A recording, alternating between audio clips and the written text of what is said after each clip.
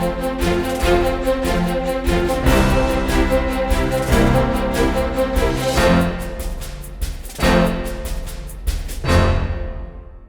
Study IQ IAS Hindi में आप सभी का स्वागत है। मेरा नाम है मनीष श्रीवास्तव और मुद्दे की बात कार्यक्रम में आज हम बात करेंगे ग्रेडेड रिस्पांस एक्शन प्लान के बारे में, जिसको ग्रैप कहा जा रहा है। तो हमारा जो आज डिस्कशन है वो graded response action plan grab के बारे में पूरी अच्छी चीज से जानना है कि भाई ये ग्रैप कहाँ है, कहाँ ये लागू होने वाला है एक्शन प्लान, किसके द्वारा जो है ये एक्शन प्लान लागू होने वाला है। तो आज के जो लेक्चर में हमारी कुछ चीजें रहेंगी वो किस किस के बारे में रहेंगी। सबसे पहला आज का जो कीवर्ड है वो तो ग्रैप है, साथ साथ ये चीज कहाँ के लिए है तो दिल्ली NCR के लिए है। दिल्ली NCR क्षेत्र क्या है इस पर भी थोड़ी सी बात करेंगे। इसके अलावा एक कमीशन आएगी, एक आयोग आएगा जिसको क्या कहा जाता है CAQM, commission for air quality management, मतलब जो वायु की जो गुणवत्ता होती है उसका जो प्रबंधन आयोग है, वायु गुणवत्ता प्रबंधन आयोग CAQM की भी बात करेंगे, commission for air quality management. इसके साथ साथ बार बार हमारी चर्चा होगी AQI, एयर क्वालिटी इंडेक्स के बारे में, और इसी की स्टेज 1, स्टेज 2, स्टेज 3 और स्टेज 4 के बारे में। तो ये चीज क्या है इसको थोड़ा सा आज समझते हैं। ये काफी चर्चाओं में है ग्रैप प्लान, जिसको हम फिर वही बोलेंगे ग्रेडेड रिस्पांस एक्शन प्लान। अब देखिए ग्रेडेड रिस्पांस एक्शन प्लान इसको नाम क्यों दिया गया है कि भाई किसी भी तरीके से जो चिंताजनक स्थितियां हैं दिल्ली NCR की एक बहुत बड़ी समस्या है वहां का वायु प्रदूषण। जैसे जैसे ठंड का समय आता है, विंटर सीजन आता है, तो यहां पर जो स्मोक है, स्मोग की जो समस्या होती है, फॉग और स्मोक का मिलकर जो स्मोग होता है, धुंध जो आ जाती है, उससे एयर क्वालिटी इंडेक्स काफी खराब हो जाता है। जो वायु की गुणवत्ता है उसमें काफी गिरावट आ जाती है। तो उस चीज के साथ डील करने के लिए ग्रेडेड एक्शन जो है प्लान बनाया गया है, ग्रेडेड रिस्पांस एक्शन प्लान, मतलब कि जिस जिस तरीके से वायु की गुणवत्ता में बदलाव आएंगे उस तरीके से इस एक्शन को जो है लागू किया जाएगा। तो इसके बारे में अच्छे से समीक्षा करेंगे, किस मंत्रालय के द्वारा इसको लागू किया जाता था, अब कौन इसको लागू करता है, CAQM की क्या इसमें भूमिका रहती है, और ये जो है पूरा का पूरा स्टेज प्लान किस तरीके से काम करेगा, दिल्ली NCR क्षेत्र किसको कहा जाता है वर्तमान में, इन सारी चीजों पर नजर डालते हुए हम यहां पर समीक्षा करेंगे, पूरी तरह से एनालिसिस करेंगे। तो शुरू करते हैं हमारा सेशन। तो सबसे पहला जो आपके सवाल आ रहा होगा कि क्या है graded response action plan, grab माने क्या है। तो ग्रेडेड मतलब कि किसी एक एक चीज को पहले टास्क, ग्रेड का मतलब कि जैसे कि आपने कोई एक चीज ली और इस चीज को छोटे छोटे भागों में डिवाइड कर दिया, तो आप प्रदूषण को भी इसी तरीके से ले रहे हैं। उस प्रदूषण को रोकने के लिए आप धीरे धीरे एक एक एक्शन लेते जा रहे हैं, रिस्पांस उस हिसाब से ले रहे हैं कि मान लिया जाए कि भाई प्रदूषण बढ़ रहा है तो उसके क्या क्या कारक है, उसके क्या क्या एजेंट्स हैं, तो उनको कम कर दिया आपने। लग रहा है कि आपके द्वारा जो है बहुत ज्यादा प्रदूषण इस वजह से किया जा रहा है तो उस पर रोक लगा दी गई। अगर कहीं पे कंस्ट्रक्शन और डेवलपमेंट का काम हो रहा है उससे प्रदूषण हो रहा है तो उस पर रोक लगा दी गई। कहीं पर भी जो है अगर लकड़ी का इस्तेमाल हो रहा है, कोयले का इस्तेमाल हो रहा है तो इस पर रोक लगा दी गई। अगर आप अपनी गाड़ी से कहीं जाएंगे तो प्रदूषण करेंगे तो आप उसका इस्तेमाल ना करें, आप पब्लिक ट्रांसपोर्ट का इस्तेमाल करें। तो ऐसे कुछ जो है ग्रेडेड रिस्पांस एक्शन प्लान के अंतर्गत इस तरीके से इस चीज को बांटा गया है। किसके द्वारा इसको लागू किया गया है तो इसके लिए मैंने बताया कमीशन है, जिसको commission for air quality management कहा जाता है, कि वायु की गुणवत्ता के लिए प्रबंधन आयोग, जो वायु गुणवत्ता प्रबंधन आयोग है CAQM, इसके द्वारा ये सारी चीजें बनाई गई हैं और इसको अपडेट भी किया गया है। पहले ये PM 2.5 और PM 10 के बेसिस पे था, लेकिन अभी इसको AQI के बेस पे किया गया है। और AQI में ओजोन का भी लेवल होता है, सल्फर का भी, नाइट्रस ऑक्साइड, ये सारी चीजों का, सल्फर डाइऑक्साइड, नाइट्रस ऑक्साइड, इन सारी चीजों के लेवल के आधार पर AQI की जो है रैंकिंग आती है। उसके आधार पर यहाँ पे कुछ स्टेज प्लान्स है तो उनकी भी बात करेंगे। तो देखा जाए तो सबसे पहले अगर हम बात करें CAQM मैंने आपको बताया ये क्या है, एक कमीशन है, किसके लिए तो एयर क्वालिटी मैनेजमेंट के लिए, मतलब वायु की जो गुणवत्ता है उसका प्रबंधन आयोग है, ने इस साल की शुरुआत में ग्रेडेड रिस्पांस एक्शन प्लान को संशोधित किया। और इसमें जो है कुछ संशोधन किए, मतलब ये प्लान पहले से लागू था तो इसमें कुछ बदलाव कर दिए गए हैं और उस बदलाव के बाद यहां पर पूरी तरह से एक्शन लिया जाएगा। क्या किया जाएगा तो देखिए, दूसरी बात की जाए तो ग्रैप को पहली बार जनवरी 2017 में किसने लागू किया था तो पर्यावरण, वन और जलवायु परिवर्तन मंत्रालय, मतलब environment, forest and climate change जो डिपार्टमेंट है, मिनिस्ट्री है, उसके द्वारा इसको 2017 में किया गया था, अधिसूचित किया गया था।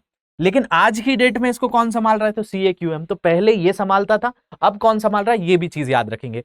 तीसरी इसकी इंपॉर्टेंट चीज, ये एक योजना पर आधारित था जिसे नवंबर 2016 में केंद्रीय प्रदूषण नियंत्रण बोर्ड, जो सीपीसीबी कहलाता है आपका, उसके द्वारा प्रस्तुत किया गया था। तो ये उसके द्वारा प्रस्तुत किया गया था, जो आपका केंद्रीय प्रदूषण नियंत्रण बोर्ड होता है। मतलब इसको अगर हम बात करें तो सेंट्रल पॉल्यूशन कंट्रोल बोर्ड के द्वारा क्या किया गया था, एक प्लानिंग लाई गई थी, एक योजना लाई गई थी 2016 में। उसके आधार पर 2017 में जो हमारा environment and forest and climate change ministry है, मतलब पर्यावरण, वन और जलवायु परिवर्तन मंत्रालय के द्वारा इस प्लान को लाया गया था और इस प्लान को फिर ये लागू करता था। लेकिन अभी कौन लागू कर रहा है, तो CAQM लागू कर रहा है और उसमें भी संशोधन कर दिए गए।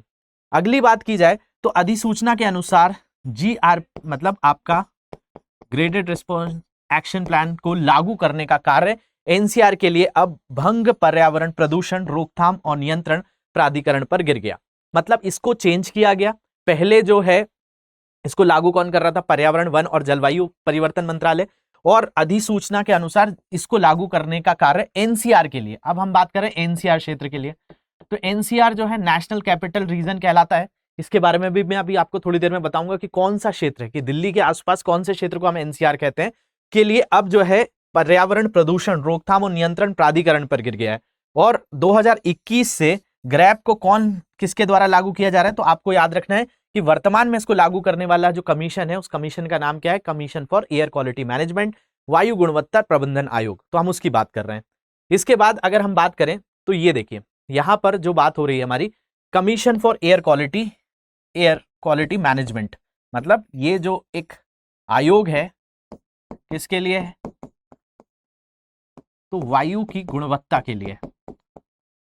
इसके द्वारा अब सारी रिपोर्ट्स निकाली जा रही है। 2021 से ये हो गया है और वर्ष चल रहा है 2022, इसमें कुछ संशोधन किए गए हैं। इस संशोधन के बारे में भी समझ लीजिए कि ग्रैप के पुराने संस्करण को केवल PM 2.5 और PM 10 की सांद्रता, मतलब उसके कॉन्सेंट्रेशन के आधार पर लागू किया गया था। लेकिन इस वर्ष से जो AQI है, जिसको एयर क्वालिटी इंडेक्स कहा जाता है, देखिए एयर क्वालिटी इंडेक्स की कुछ इस तरीके से चीजें होती हैं। अगर 0 से 50 है तो स्थिति काफी अच्छी है, कोई दिक्कत की बात नहीं है, इतना प्रदूषण चलेगा। अगर 51 से 100 के बीच में है तो भी सेटिस्फैक्टरी है, बहुत ज्यादा दिक्कत नहीं है। 100 से 200 के बीच में मध्यस्थता रहती है, मॉडरेट रहता है। लेकिन जैसे ही 200 से लेवल चालू होता है तो यहां पे कंडीशन खराब होना चालू हो जाती है। तो जो आपका ग्रैप में भी जो स्टेजेस रखी गई हैं, वो कहां से रखी गई हैं, 200 से ऊपर स्टेज 1 चालू हो जाएगी। इसके अलावा 300 से 400 के बीच में स्टेज 2 है। इसके अलावा 400 से 1 से 450 तक स्टेज 3 है और चौथी स्टेज है 400 से 50 से अधिक। वैसे 400 से ऊपर जो है बहुत ही सीवियर कंडीशन होती है प्रदूषण की।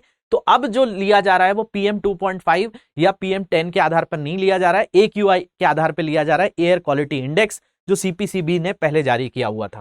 तो इस वर्ष AQI के आधार पर जो आपका ग्रेडेड रिस्पॉन्स एक्शन प्लान है लागू किया जा रहा है, जो अन्य प्रदूषकों को भी ध्यान में रखता है, जैसे ओजोन की मात्रा भी चेक करता है, सल्फर डाइऑक्साइड, नाइट्रस डाइऑक्साइड, इन सारी चीजों पर भी बात करता है। हाल ही में UPSC ने NO2 और SO2 पर भी क्वेश्चन पूछा हुआ था, तो इस क्वेश्चन को भी आप देखेंगे तो वहां पूछा गया था और उसी के आधार पर AQI निर्धारित किया जाता है। तो AQI के लेवल जो है इन्हीं स्टेजेस के आधार पर है। जैसे जैसे ये स्टेज आती जाएगी उस तरीके से पूरा का पूरा जो commission for air quality management है उसने एक प्लान बना रखा है, एक एक्शन प्लान बना रखा है, जिसको ग्रेडेड रिस्पॉन्स एक्शन प्लान कहा जा रहा है। जिस तरीके से एयर क्वालिटी में जो गिरावट आ रही है उस गिरावट के आधार पर इसको लागू किया जाएगा। तो स्टेज 1 तो दिल्ली NCR में लागू कर दिया गया है। अब स्टेज 1 के अंतर्गत क्या क्या चीजें हैं उस पर भी बात करेंगे, साथ साथ जो दिल्ली NCR क्षेत्र है वो क्या है उसको देख लेते हैं। तो दिल्ली NCR क्षेत्र अगर आप देखेंगे तो दिल्ली तो इसमें आता ही है। दिल्ली के साथ साथ कौन कौन से राज्य हो गए, तो उत्तर प्रदेश के कुछ जिले, इसके अलावा राजस्थान और उत्तर प्रदेश, हरियाणा, इन सारी जगहों को मिलाकर आपका क्या है, NCR है।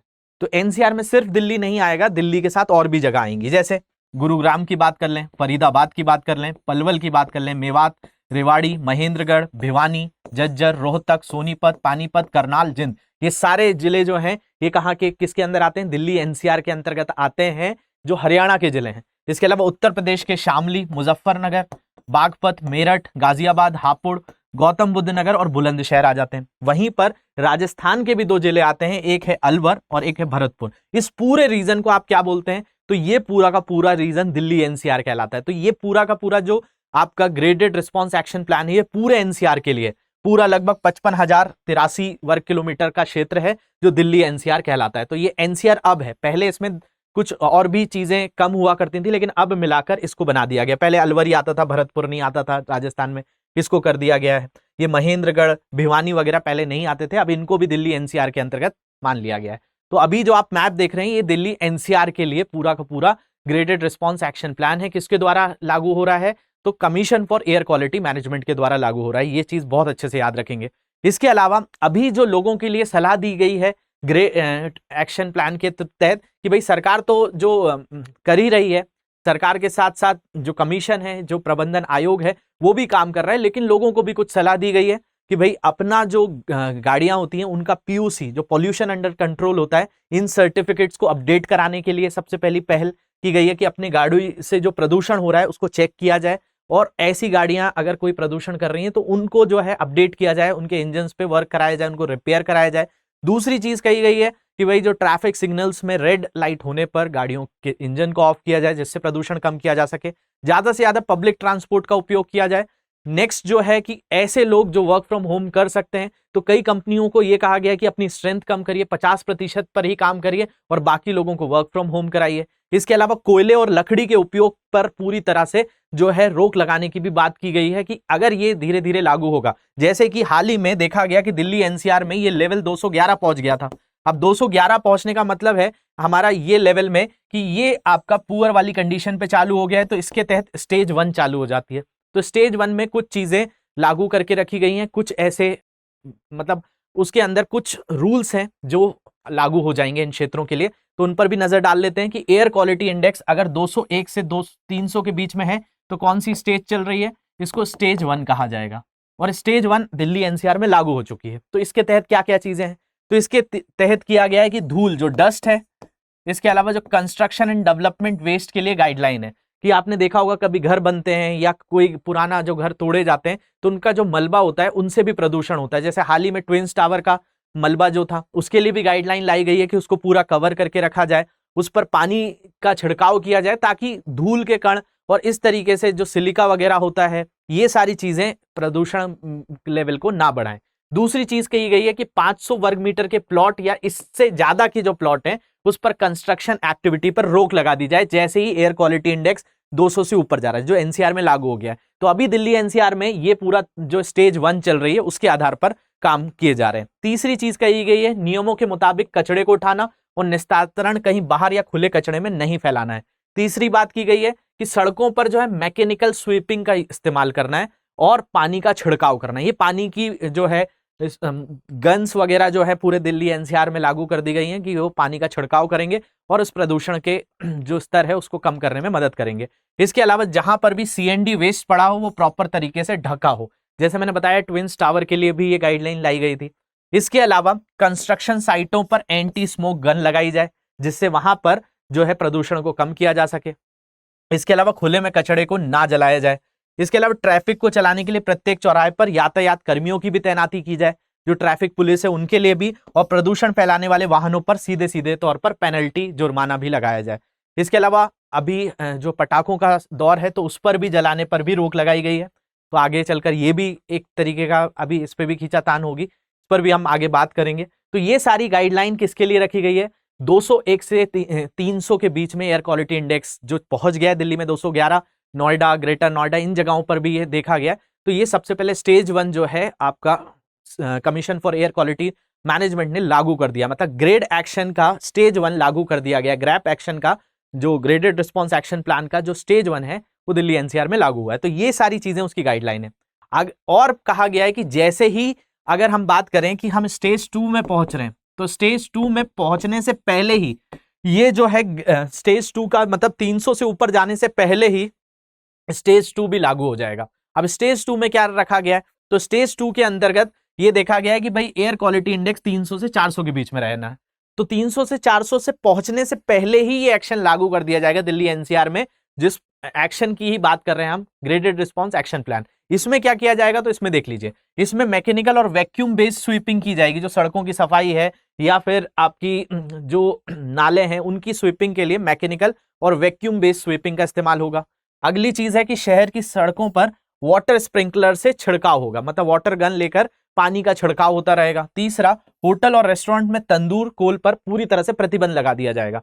तो ये जो है कुछ चीजें ऐसी रोक दी जाएंगी जिससे प्रदूषण काफी बढ़ता है। तंदूर का इस्तेमाल, साथ साथ जो है आपका कोयले का इस्तेमाल जो होता है, लकड़ी का इस्तेमाल होता है, इन पर प्रतिबंध लगाया जाएगा। इसके अलावा एसेंशियल सर्विसेज को छोड़कर, एसेंशियल मतलब कि बहुत ही ज्यादा कोई चीज जरूरी है, जैसे हॉस्पिटलों में सामान पहुंचाना जरूरी है, या फिर ऐसी जगहों पर जहां पर बहुत ज्यादा जान के लिए बहुत ज्यादा जरूरत चीजें जो एसेंशियल चीज होती है उनको छोड़कर सारी चीजों पर जो है रोक भी लगा दी जाएगी। मतलब आवागमन जो है कि मतलब ऐसी कोई गाड़ियां जो सामान लेकर आ रही हैं, ऐसे ट्रक्स जो ऐसे चलते हैं, उन पर रोक लगाई जाएगी। इसके अलावा जो पार्किंग फीस को बढ़ा दिया जाएगा ताकि लोग घरों में अपने वाहनों से ना निकले, मतलब या तो पब्लिक ट्रांसपोर्ट का ज्यादा से ज्यादा इस्तेमाल करें, और या तो अगर निकलेंगे भी तो पार्किंग चार्जेस को बढ़ाने की भी बात कही गई है। इसके अलावा मेट्रो, सीएनजी और पब्लिक ट्रांसपोर्ट को बढ़ाने की भी इसमें पेशकश रखी गई है। तो ये रखा गया है स्टेज 2 के अंदर। इसके बाद भी अगर लेवल बढ़ता है 400 से 450 के बीच में, तो उसको रखा गया है स्टेज 3 के अंदर। तो ये पूरा का पूरा जो हम बात कर रहे हैं यही है पूरा ग्राफ। तो ये ग्रेडेड रिस्पॉन्स है पूरा, कि जिस तरीके से प्रदूषण बढ़े उस हिसाब से धीरे धीरे प्लान एक्शन लिया जाए और उस एक्शन को लागू किया जाए। तो यहां पर हमने स्टेज 2 की बात कर ली। अब 400 से अगर 450 के बीच में पहुंचेगा तो कौन सी स्टेज लगेगी, स्टेज 3। तो स्टेज 3 के अंदर अगर हम बात करें तो स्टेज 3 में भी कुछ कंडीशंस रखी गई हैं, वो क्या क्या है उनको भी देख लेते हैं। तो एनसीआर में कंस्ट्रक्शन और डेमोलेशन पर तत्काल प्रभाव से रोक लगा दी जाए, मतलब कोई भी तरह का कोई नया कार्य नहीं होगा, कुछ नया बनेगा नहीं, कंस्ट्रक्शन का काम, और कहीं तोड़ा फोड़ी भी हो रही है तो वो भी रोक लगा दी जाएगी। दूसरी चीज, पीएनजी पर इंडस्ट्री ऑपरेट कराई जाए, ना कि फ्यूल पर। मतलब जो पाइप नेचुरल गैस होती है, पाइप से जो नेचुरल गैस पहुंचाई जाती है उस पर इंडस्ट्री का काम चले, ना कि फ्यूल के ऊपर, मतलब पेट्रोलियम पदार्थ पर रोक लगाई जाए जिससे आपका प्रदूषण कम हो सके। तीसरा, हॉट मिक्सिंग प्लांट से लेकर ब्रिक केक्स प्लांट पर प्रतिबंध लगा दिया जाए। ऐसे जितने भी संयंत्र हैं, प्लांट्स हैं जहां से बहुत ज्यादा प्रदूषण होता है, उन पर पूरी तरह से प्रतिबंध लगा दिया जाएगा। जैसे ही 401 से 450 के बीच में एयर क्वालिटी इंडेक्स पहुंचेगा, मतलब स्टेज 3 लागू हो जाएगी। माइनिंग जो भी है, खदान वगैरह से जो माइनिंग की जाती है, उन पर पूरी तरह से प्रतिबंध लगा दिया जाएगा। तो ये चीजें जो है, कुछ इनके जो है नेगेटिव इंपैक्ट तो लोगों को झेलने ही पड़ेंगे, जैसे बिजली का खतरा है, कई जगहों पे जो है कहीं पे लाइट जाती है तो जनरेटर्स के ऊपर भी रोक लगाई गई है। तो ये चीजें आम जनता को भी भुगतनी पड़ेगी, लेकिन एयर क्वालिटी के गिरावट होने से भी लोगों की हेल्थ पर असर होगा, इसलिए ये कुछ कड़े कदम उठाए जा रहे हैं। इसके अलावा इसमें स्टेज 4 भी रखी गई है। अगर ये लेवल 450 से ऊपर जाएगा तो 450 पे जाने पर यहां पर जो है एक सीवियर स्टेज आ जाएगी जिसको स्टेज 4 कहा जा रहा है। स्टेज 1 201 से 300, 300 से 400 सेकेंड स्टेज, 400 से 450 थर्ड स्टेज, और 450 से अधिक में फोर्थ स्टेज लागू होगी। और फोर्थ स्टेज के अंतर्गत कहा गया है कि दिल्ली में ट्रक यातायात के प्रवेश पर पूरी तरह से रोक लग जाएगी। सिर्फ आवश्यक वस्तुएं जैसे दवाइयां, सीएनजी और इलेक्ट्रिक ट्रकों को छोड़कर सभी को जो है एंट्री रोक दी जाएगी। बस जो एसेंशियल चीजें हैं उनको लाने दिया जाएगा। दूसरा, दिल्ली में पंजीकृत डीजल, मध्यम और भारी माल वाहनों के दिल्ली में चलने पर पूरी तरह से प्रतिबंध लगा दिया जाएगा, आवश्यकता को छोड़कर, मतलब सिर्फ एसेंशियल चीजों को ही छोड़ा जाएगा। इसके अलावा BS6 वाहन और आवश्यक या आपातकालीन सेवाओं के लिए उपयोग किए जाने वाले वाहनों को, जैसे एम्बुलेंस वगैरह हो गई, को छोड़कर दिल्ली और दिल्ली की सीमा में लगे एनसीआर के जिलों में 4 पहिया डीजल वाहनों के चलने पर भी पूरी तरह से प्रतिबंध लगा दिया जाएगा, जैसी स्टेज 4 आएगी। इसके अलावा राज्य सरकारें अतिरिक्त आपातकालीन उपायों पर विचार कर सकती है, जैसे स्कूलों को बंद करवा सकते हैं, जो भी हरियाणा है या राजस्थान है या उत्तर प्रदेश है, तो यहाँ के भी जो नगर निगम है या फिर वहाँ के कलेक्टर्स हैं वो भी डिसीजंस ले सकते हैं। वाहनों को सम विषम आधार पर चलाना, जो ऑड इवन सिस्टम है, उस पर भी जो है ये राज्य भी एक्शन ले सकते हैं। इसके अलावा एनसीआर राज्य सरकारें सार्वजनिक नगर पालिकाओं, निजी कार्यालयों को 50% की ताकत या बाकियों को घर से काम करने की अनुमति, मतलब वर्क फ्रॉम होम कल्चर को यहां प्रमोट करने के लिए स्टेज 4 में कहा गया है। इसके अलावा राजमार्गों, मतलब जैसे नेशनल हाईवे बनते हैं या फिर सड़कों, फ्लाईओवर जैसे जो रैखिक सार्वजनिक परियोजनाएं, मतलब ऐसी चीजें जो कि भाई आपकी NHAI के अंतर्गत है या कई तरह के हाईवे बन रहे हैं, तो स्टेज 4 पहुंचने पर इन क्षेत्रों पर इन पर भी पूरी तरह से रोक लगा दी जाएगी। CND गतिविधियों को पूरी तरह से प्रतिबंध करने की भी बात रखी गई है कि कोई भी तरह के ऐसे कार्य नहीं होंगे। तो ये पूरा का पूरा है ग्रेडेड रिस्पॉन्स। ग्रेडेड रिस्पॉन्स मतलब जैसे जैसे स्थिति खराब होती जाए वैसे वैसे एक्शन लिया जाए। तो ये जो है एक्शन पूरा प्लान बनाया हुआ है और दिल्ली NCR में अभी स्टेज 1 लागू हो चुका है। तो होप ये चीज आपको समझ में आई होगी कि भाई क्या ग्रैप है और ग्रैप सिस्टम को कौन लागू कर रहा है। तो आपका commission for air quality management कर रहा है। 2021 का जो उसमें था उसमें बदलाव किए गए हैं और इसको किसके आधार पर किया गया है, तो AQI के आधार पर किया गया है। कोई डाउट्स होंगे इन सोशल मीडिया हैंडल पे मुझसे जुड़ सकते हैं। लेक्चर की PDF ऊपर दिए गए टेलीग्राम ग्रुप से डाउनलोड करेंगे। और भी कोई दिक्कत होगी तो कमेंट सेक्शन में हमको जरूर बताएंगे। ये सीरीज हम आपको हमारी कैसी लगती है इसको भी जरूर कमेंट सेक्शन में जरूर बताएं। Thank you very much for watching this. Have a great day.